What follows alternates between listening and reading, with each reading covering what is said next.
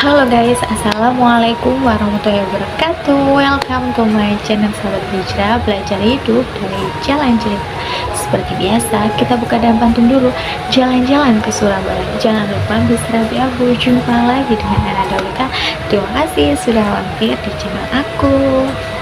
Kali ini kita akan bahas salah satu tokoh yang sangat berpengaruh di dunia ini. Beliau merupakan ibunda dari kekasih Allah, sang teladan dalam hidup ini, dan dia merupakan sosok yang dipilih Allah melahirkan Rasulullah ke dunia ini. Siapakah dia? Yaps, ibunda Aminah binti Wahab. So nanti dalam video aku, tanpa mengurangi rasa hormat, nanti mungkin aku akan menyebutnya Aminah gitu ya.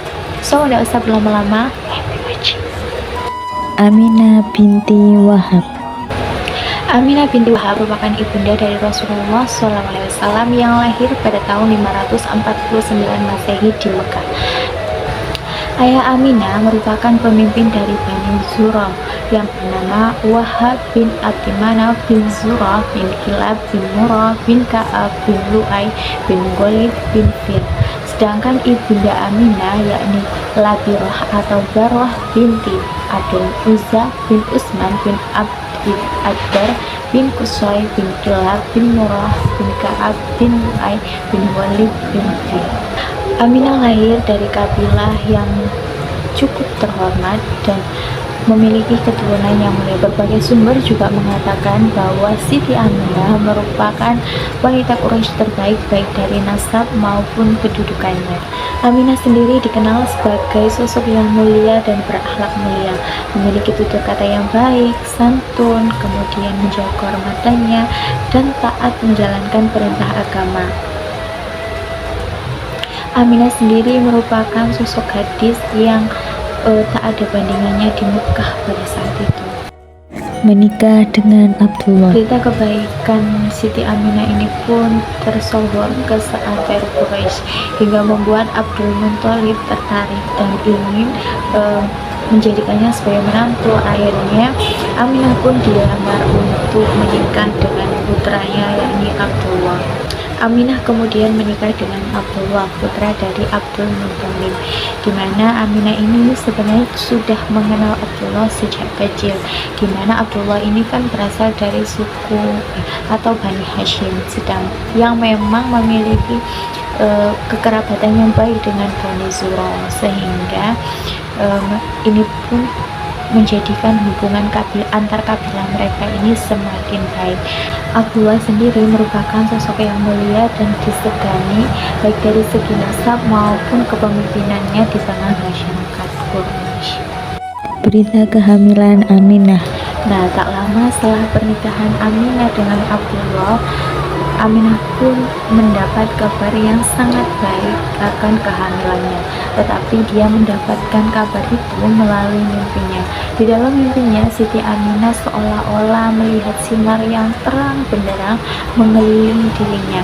Ia juga seolah-olah melihat bahwa istana di Naro dan Syam bersinar juga, dan mendengar suara yang ditujukan kepadanya. Suara itu berkata, "Engkau telah hamil dan akan melahirkan seorang manusia yang mulia di kalangan umat ini." Aminah dan Abdullah merasa senang akan berita kabar kehamilan Aminah tersebut. Namun sayangnya ketika Aminah sedang hamil, kira-kira beberapa bulan, Aminah harus ditinggal oleh suaminya yakni Abdullah untuk melakukan perdagangan bersama kafilah Quraisy ke Gaza dan juga Syam. Namun Siti Aminah di rumah tetap ditemani oleh dua orang yang berasal dari Bani Zurah dan Bani Hashim untuk menemaninya selama suaminya ini tuh pergi berdagang. Namun setelah pulang atau selesai melakukan perdagangan tersebut, para rombongan ini pulang melewati Madinah. Nah, namun di Madinah tersebut Abdullah ini jatuh sakit sehingga Abdullah tidak bisa melanjutkan pulang ke Mekah, sehingga Abdullah harus dititipkan di Bani Najjar, di mana Bani Najjar ini merupakan salah satu bani yang ada di Madinah pada saat itu. Abdullah ditinggal di situ dan para rombongan lainnya pun bergegas untuk kembali ke Mekah. Setelah beberapa hari melakukan perjalanan, akhirnya para rombongan pun berhasil sampai di Mekah dengan selamat.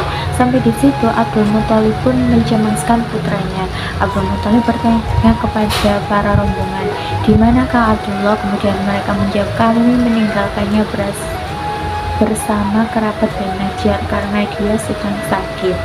Dan saat itu Abdul Muthalib pun kemudian memerintahkan putra tertuanya yakni Haris untuk menyusul putranya Abdullah di Madinah. Namun alangkah terkejutnya Haris pada saat menemui yang hendak menemui Abdullah di sana. Ternyata Abdullah sudah meninggal dunia. Abdullah pun kemudian dikuburkan di sana juga. Mendengar kabar kepeninggalan suaminya, Siti Aminah merasa sangat sedih dan terpukul karena berita tersebut. Namun karena memang Siti Aminah merupakan sosok yang kuat dan beriman kepada Tuhannya, maka dia pun terus semangat untuk tetap bertahan hidup demi anak yang sedang dia kandungnya. Nah, selama masa kehamilannya ini, Siti Aminah tidak merasakan kesulitan sedikit pun seperti yang dilakukan atau yang dirasakan perempuan hamil pada umumnya. Nah, ini Siti Aminah dari bulan Rajab sampai Rabiul Awal, dia tidak merasakan kesulitan apapun ketika masa kehamilannya tersebut. Dan dia ini juga sering bermimpi didatangi oleh para nabi-nabi terdahulu dalam mimpinya tersebut. Nah, menurut Syekh Abdurrahman Ad-Dibai dalam Maulid Ad-Dibai menuliskan bahwa sesungguhnya saat malam kelahiran Rasulullah SAW, Arsy bergetar hebat dan luar biasa, meluapkan kebahagiaan dan kegembiraannya. Kursi Allah bertambah kewibawaan dan juga keagungannya. Seluruh langit dipenuhi cahaya bersinar terang, dan para malaikat seluruhnya bergemuruh mengucapkan pujian kepada Allah Subhanahu wa Ta'ala. Singkat cerita, masa persalinan Siti Aminah pun telah tiba. Meskipun dia ditinggal oleh suaminya, tapi justru dalam proses persalinannya Allah mengirimkan 4 orang perempuan yang luar biasa untuk membantu persalinan Siti Aminah. Yang pertama ada Siti Hawa, di mana Siti Hawa ini siapa? Merupakan istri dari Nabi Adam alaihissalam. Kemudian yang kedua ada Siti Saroh yang merupakan istri dari Nabi Ibrahim alaihissalam. Kemudian ada Siti Asia binti Muzahim, dan kemudian ada Maryam binti Imran yang merupakan ibunda dari Nabi Isa alaihissalam. Masya Allah, perempuan-perempuan tersebut keempat-empatnya membantu Siti Aminah dalam proses persalinannya.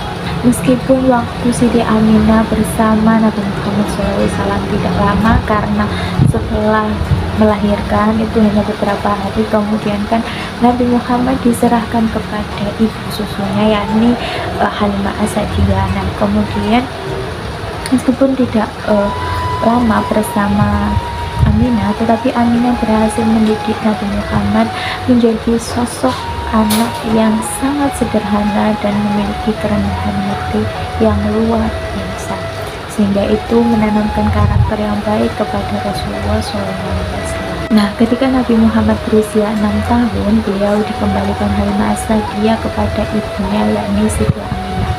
Nah, ketika sudah kembali kepada ibunya ini sering kali mengajak Nabi Muhammad kecil yang masih kanak-kanak untuk selalu berziarah ke makam ayahnya yang berada di Madinah. Nabi Muhammad pun merasa senang bersama ibunya. Namun sayangnya di tengah perjalanan Siti Aminah ini merasa demam dan jatuh sakit, sehingga ini membuat kondisinya semakin buruk dan Siti Aminah pun meninggal tepat di wilayah Abwa, di mana wilayah Abwa ini merupakan kota yang terletak di antara Mekah dan juga Madinah.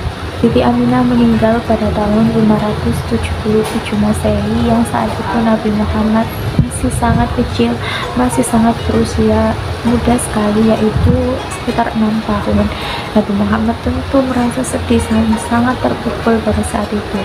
Nabi Muhammad kemudian diantarkan oleh Ummu Aiman, yakni Ummu Aiman ini asistennya Siti Aminah, dan diajaknya kembali untuk ke Mekah dan dikembalikan kepada kakeknya yakni Abdul Muthalib.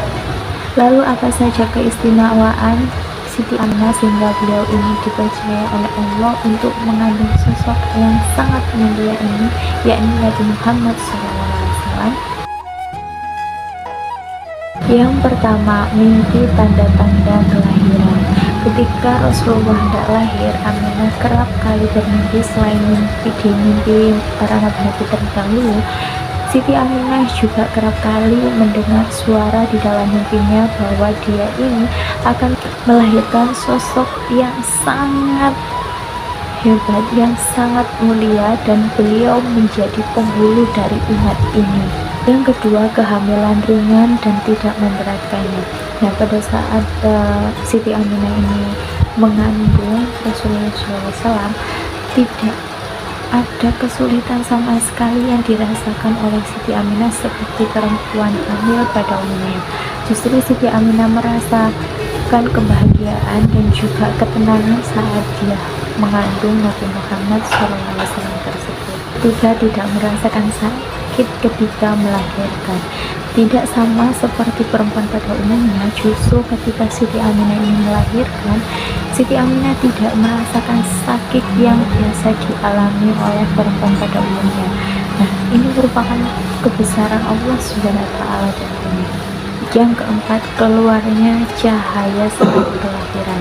Saat Rasulullah lahir, keluar cahaya terang benderang dari dalam diri Rasulullah SAW yang menerangi bukan hanya di sekitarnya, tapi sampai di istana-istana di negeri Syam. Hal ini diyakini sebagai tanda bahwa kelahiran Nabi Muhammad membawa cahaya petunjuk dan rahmat bagi seluruh dunia. Yang kelima, ditemani oleh 4 orang wanita yang sangat luar biasa. Ada Siti Hawa yang merupakan istri dari Nabi Adam alaihissalam, kemudian Siti Saroh yang merupakan istri dari Nabi Ibrahim alaihissalam, kemudian Asya binti Muzaim, dan juga ada Maryam binti Imran yang merupakan ibunda dari Nabi Isa alaihissalam. Masya Allah. Yaps, itulah beberapa keistimewaan dari ibunda Nabi Muhammad SAW, yakni Aminah binti Wahab. Masya Allah sekalian, selain beliau ini taat kepada perintah suaminya, beliau juga wanita yang cerdas, penyayang, dan penuh kelembutan. Semoga kita semua dapat meneladani sifat baik dari Siti Aminah binti Wahab. Baik, terima kasih yang sudah menonton dari awal sampai akhir. Mohon maaf bila ada kurangan. Jangan lupa like, komen, dan subscribe-nya. Wassalamualaikum warahmatullahi wabarakatuh.